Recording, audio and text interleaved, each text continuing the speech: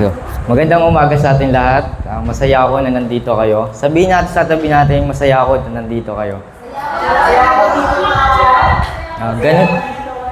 Ganun din si Lord, masaya din na nandito kayo ngayon. So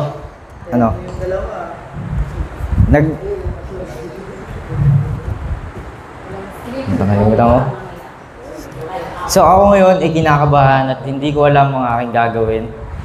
Wala akong pinag-preparation ngayon para sabihin sa inyo. Pero nandiyan si Lord para gabayan ako. Amen ba? Andiyan si Lord. Andiyan si Lord para gabayan tayo. So, ang panggat natin ngayon ay I am the Lord's army. Sigaw natin, I am the Lord's army. The Lord's army. Yan. So, ang text natin ngayon, makikita sa Joshua 1 verse 9. Natandaan mo ang bilin ko, magpakatatag ka at laksan mo ang iyong loob. Huwag kang matakot o mawalan ng pag-asa, sapagkat ako ang Panginoon mo Diyos ay kasama mo saan ka man pumunta. So saan nga ba nagsimula ang Book of Joshua? Ang Book of Joshua ay sinulat ni Joshua mismo sa Canaan noong 700 BCE hanggang 1370 BCE. Hanggang 700 BCE. Tulad ni Joshua, dumating na din ako sa point na sa lahat ng tinitiran ko, nakakaranas ako ng digmaan. Hindi digmaan sa gera, kundi digmaan sa sarili mong problema. Kayo ba, nakaranas na ba kayo ng digmaan? Digmaan sa hindi problema o digmaan sa kaibigan, pamilya, o kaya laban sa pananampalataya. Laban sa pananampalataya.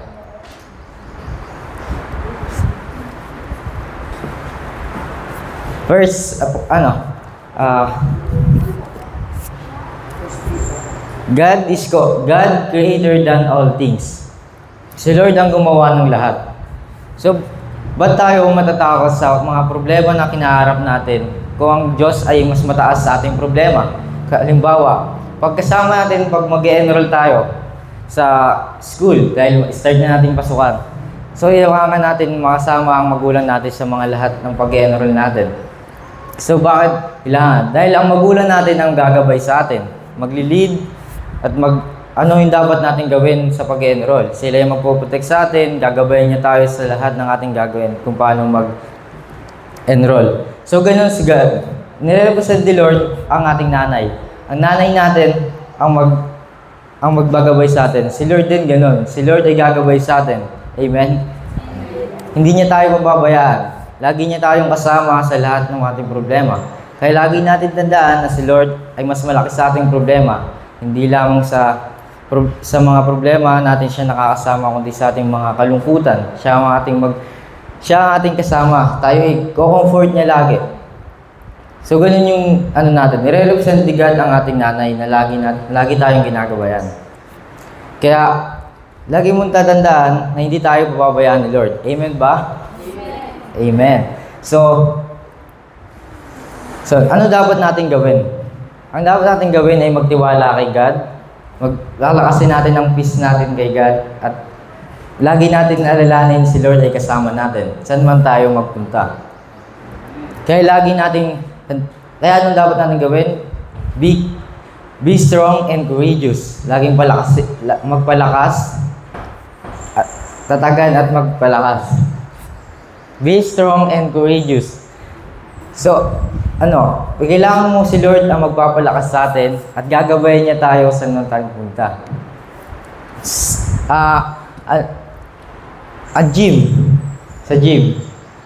Ang gym ay magpapalakas sa atin. Ano bang ginagawa ng gym sa ating mga katawan? So, pag nag-gym tayo, magpapalaki ng katawan sa atin. So, ang coach natin ang magli-lead sa atin kung ano yung dapat natin buhatin, ano yung dapat natin gawin sa pagbubuhat, ano yung mga by step na ating bubuhatin. So, hindi niya tayo pababayaan, mabalian, gagabayan niya tayo, ililid niya tayo sa ating pagbubuhat ng magbigat. Ang coach mo, nire-represent ni God na hindi niya tayo pababayaan. Papalakasin niya tayo na kahit nanghihina na tayo, nandiyan siya para palakasin tayo. Amen ba? Amen. So, lagi natin tandaan, si Lord ay gagabay sa atin. Palalakasin niya ang loob natin, hindi niya tayo hayaang mapahamak, kundi iingatan niya tayo sa lahat ng oras na ginagawa natin. Kaya, laksan natin ang loob natin at lagi natin tandaan na magtiwala tayo kay Lord at huwag niya tayong panghinaan ng loob. Magtiwala and hindi niya tayo pababayaan. So hindi lamang sa emosyonal, spiritual, sa emosyonal, bagkus sa spiritual din. Diba? At yun, hindi lang sa emosyonal, kundi sa spiritual din. Tandaan natin na si Lord ay gagabay sa atin saan lang tayo pumunta. Kaya lagi natin maging matapang at matatag. Dahil God never leave us. God never leave us. Hindi niya tayo iiwan. Parang relationship na hindi niya kaya ba, nakaranas na ba kayo na maranas na maiwan? Iniwan ng jowa. Di ba? Iniwan na tayo ng jowa. Ay, hindi pala ako. Tandaan natin na ang jowa natin ay hindi kagaya ni Lord. Hindi tayo, nakaranas na tayo ng iniwan. Di ba? Sobrang sakit na maiwan. Di ba? Sobrang masakit maiwan. Na kahit konting kamalian mo lang, ay iiwan ka niya. Hindi ka niya na paghihintay mag-explain kung bakit ganun na nagawa mo. Ganun, hindi si Lord, hindi ganun. Na kahit ilang beses na siya nasasaktan, siya'y patuloy pa rin gumagabay sa atin. Amen ba? Amen. Ganun si Lord, na kahit gaano natin siya nasasaktan, nagagawan tayo ng kamali, sobrang pagkakamali, lagi niya tayong ginagabayan pa rin. Pinoprovide niya mga pagkain natin, pinapalakas na tayo. Kahit alam natin na nasasaktan na natin siya. Amen ba? Amen. Lagi niya tayong mahal. Hindi niya tayo pababayaan. Di tulad ng ex natin na iniwan lang tayo. Na kahit konting kamalian lang ay iniwan agad tayo. So, anong dapat natin tandaan? Balaksin natin ang pananampalataya natin kay God at magtiwala lagi na hindi niya tayo pababayaan saan man tayo magpunta. So, ano natin ay God's creator God all things. Be courageous, be strong and courageous, at God never leave us. Hindi niya tayo iiwan. Saan man tayo magpunta. Yun lang mga ganyan sa sermon. That's it. Let's pray.